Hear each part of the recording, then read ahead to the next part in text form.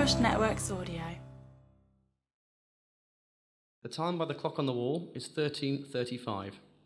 I am Paul James Thompson, one of Her Majesty's Inspectors. Also present is Stephen Youngman, one of Her Majesty's Inspectors. I am interviewing Andrew Cartridge. the legal advisor today. Present is Hayley Saunders, Shoesmiths. Mr. Cartridge. What company are you answering questions on behalf of today? Dizzy Heights Warehousing Limited. Right, thank you. And we do now have confirmation that Mr. Cartridge can speak on behalf. I am not using the powers given to me under Section 20 of the Health and Safety at Work Act during this interview. This means that you do not have to answer any questions on behalf of this company if you do not wish to do so. Do you understand this? Yeah, I do. Am I all right to just refer to my notes as we go? Oh, of course you can. I'll be doing the same, so that's fine. You're not under arrest and you are free to leave at any time. Do you understand this? I do. Right. I'm now going to offer you the caution. As a person who is in a position to make an admission on behalf of the company, Dizzy Heights Warehousing Limited, you do not have to say anything, but it may harm the company's defence if you do not mention when questioned something which the company later relies on in court. Anything that you do say may be given evidence against the company, but not you as an individual person. Do you understand this caution? Yes, I do. Lovely. Right, we'll get going then. I'm going to ask you some questions about the accident that happened at Dizzy Heights Warehousing Limited at 3 Kite Business Park, Coventry, West Midlands, on the 14th of January 2011. Firstly, before we go any further, who are you actually employed by? I'm employed by Dizzy Heights Warehousing Limited. Right, thank you. And in what capacity are you employed by them as? I'm the operations director. Right, lovely. So, operations director, what does your role consist of? Well, general day-to-day management of the site. I manage the orders, the stock in, the stock out, control of the managers, the lads, and the warehousing, that sort of thing. Right, well, that's fair enough. Can you provide me with an overview of the company structure? So, number of employees, trading areas. Well, yeah, we've been around for about 12 years now, and we provide a warehousing facility for storage of paper products, which are offered for retail sale. As I said to you before, I'm the ops director, the two other directors as well. We have a financial director and the MD. Got a guy called Keith Truck, he's our warehousing manager. And then we've got about 8 members of staff and the lads, who work in the warehouse for us. Right, so are you the person responsible for health and safety for the company? Well, yeah, I suppose I am. It's one of my responsibilities, but I've got lots of others. We're a small business and, we've been expanding recently, so, things have got a lot more busy and a bit more hectic in the office. Well, fair enough. So you're responsible for health and safety. What qualifications do you have with relevant safety qualifications? I can't remember. I did that IOSH thing some time ago. What was it? Directing safely. And that was a few years ago, but, there's not a lot changed on the site. Any explicit training on managing contractors under your control? Don't think so, no. Fair enough. As I mentioned, the purpose of this interview is to ask questions about the accident that happened on the company's presidents on the 14th of January, and that was to Mr. Barry Hardy, I beg your pardon. Was that person employed by Dizzy Heights Warehousing Limited? No, he was a sub. He was a subcontractor. He was employed by a company called Fixers Limited. Right, Fixers Limited, okay. How frequently did Mr. Hardy visit your site then, visit the warehouse? Oh, he was here a lot. Him and his brother John, who was with him at the time of the accident. They knew the site really well, and they were like as if they were our employees, really. You say they were like your employees, so why did you see them as similar to your employees? Well, everybody knew them so well, and they were familiar faces around the warehouse and on the sites, and we'd ask them to come and get something and get some jobs done for us and sort it out. They'd appear, they knew what we wanted.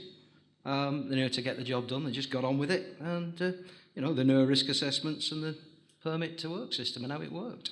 Right, so for how long had Fixers Limited been engaged by the company, Dizzy Heights Warehousing Limited, prior to the accident?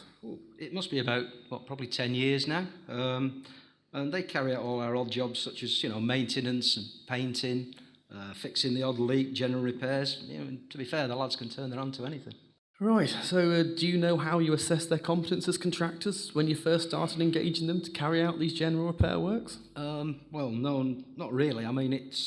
It's a while ago now, but, the MD's really good mates with Pete Fixer, and, Pete owns the company. And I think that, they went to school together. you know, and he knows him well, and he knows he's always done a good job, and we've never had any problems with him. Well, obviously, apart from this accident. Right, so did these subcontractors have any risk assessments in place for working at height? And had these been reviewed by your company? Oh, yeah, there's a huge file of paperwork. I mean, you know what it's like yourself with health and safety. I mean, you know, there's lots of paperwork in case you're in a position like this. I mean, you know, we definitely have risk assessments for work at height, and I have them in a file somewhere, and I'm sure you've got a copy. Right, for the benefit of the tape, I'm showing Mr. Cartridge a one-page risk assessment titled Risk Assessment Work at Height, which is attached to HSE evidence tag B40696 and endorsed as HS1. Is this the risk assessment you're working to? Yes, that's the one. So before you hand it back to me, what was the date on the risk assessment? 2007. So was that when it was last reviewed? No, I mean, you know, I always make sure I review it every year. You know, I know how important it is. But that's like I said before, you know, the job hasn't really changed much, so we really didn't need to make any changes. Right, so this risk assessment we've had a look at, do you think the risk assessment for the task was suitable and sufficient? Yes, I do. Well, why? Well, I just think that it identified the risks and put appropriate measures in place to control them. So was there a safe system of work in place for working at height? Well, we have a permit to work system for work at height, and what happens is, you know, when the contractors are there, they fill it in. You know, they fill in the visitors book, you know, and if they're working at height, they know they have to fill in the permit to work. We just have blank ones on reception, and, you know, they fill them in as they come in. So who designed and wrote this permit to work? I think that was Keith Truck. Right, and what training competencies did he have in designing and writing permits to work? Well, I'm not sure. I mean, he's done it in the past, and there've never been any problems. You know, we thought it'd be better if one of our own guys was there and, you know, had an input into how things are done around. So, you know, we own the building and, you know, we don't really want any accidents to happen. Okay, well, what general health and safety training had Keith been provided with? I think he had some general health and safety induction when he started to work for us about 5 years ago, but, you know, to be honest, if you need anything else, you'll have to ask Keith. So who signs the permit to work?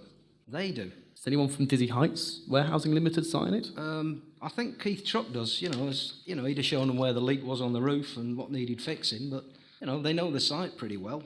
So, you know, we wouldn't have had to always check, you know, that they'd filled it in. You know, they've been on site loads of times before. Right, so on the day of the accident, was the permit to work filled in and signed? I'm not really sure. You'd have to ask Keith Truck that question. Okay, well, have the operatives from Fixers Limited seen or used a similar permit to work before? Yeah, definitely. I mean, you know, they've worked on the roof for the past in us doing repairs and, you know, they know what's expected of them. So we're saying that they worked in the past on the roof in a similar way? Well, yeah, they've done small repairs, you know, ridge tiles or occasionally to, you know, the roof lights, but, you know, we had some bad weather last year and, you know, these are experienced guys, they've worked for us for years and, you know, they should have a good knowledge of this building. Well, the permit to work, it specifies that equipment such as crawler boards should be used when working on the roof. Do you know what equipment was actually in use and whether this risk assessment was followed? I know the roof, you know, it's something like asbestos sheets, so we specified that crawler boards should be used instead of, you know, the lads just walking around the roof. You know, well, I'm not really sure what equipment they were using because obviously I can't see what's up on the roof and, well, I'm certainly not going up there because I'm frightened of heights, but, you know, I'm no expert in work at heights, so, you know, I wouldn't be able to tell them what they were doing, whether it was right or wrong. In that case, did you think to ask them whether they were going to use netting or anything like that underneath the roof, you know, in case they fell through it? Well, I don't know about nets, but, you know, we've got tall racking, you know, which almost goes up to the ceiling there, so I don't think it'd have been possible. You know, they had the boards, which, you know, surely meant that they'd be okay up there. But did you know whether the roof was fragile? I wasn't sure. Well, did you have any information on whether the roof was fragile? We've got a file of bits and pieces from the landlord here, but, you know, there might be something in there, but to be honest, I haven't checked it. Okay, well, what about protection about people falling off the edge of the roof? What, if anything, did you or you insist your contractor should provide? Well, the permit specifies that they must use, you know, proper ladder to get up to where they're working, you know, like the ones that we use with the non-slip pads and, you know, tied off somewhere. And, you know, I think that's what they were using to get on the roof. You know, we didn't let them use any old rubbish. Okay, well, in that case, did you ever ask them what equipment they were using? Well, no, because it's the responsibility of the subby, as far as we're concerned, to make sure that, you know, they're doing the job safely. You know, we employ them because they're the experts. You know, they'd filled in the paperwork to say that they would work safely. I wouldn't question an expert how to do their job. It's like me telling you how to do yours. I know they had a lorry load of equipment, though. Do you think a permit to work which told the operative from Fixers Limited what equipment to use is actually a good idea?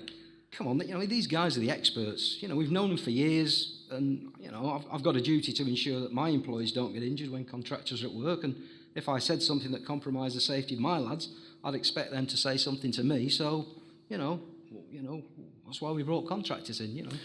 Okay, right, we've got the permit. Did you make any checks to the contractors when they were on site?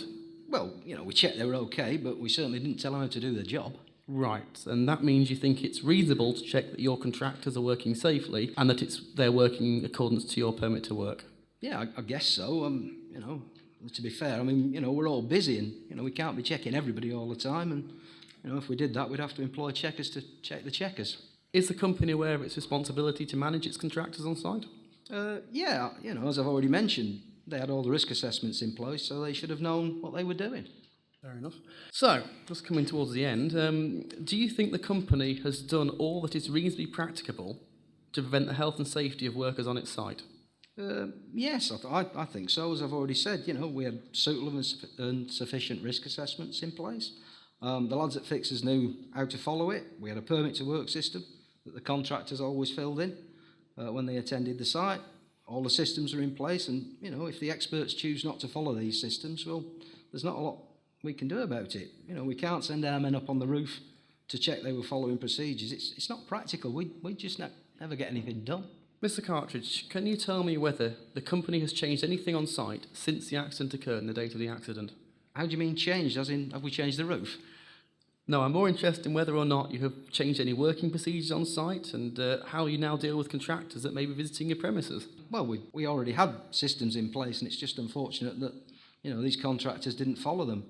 The permit to work system remains the same, and all contractors know that they have to fill it in before any work can be done on site.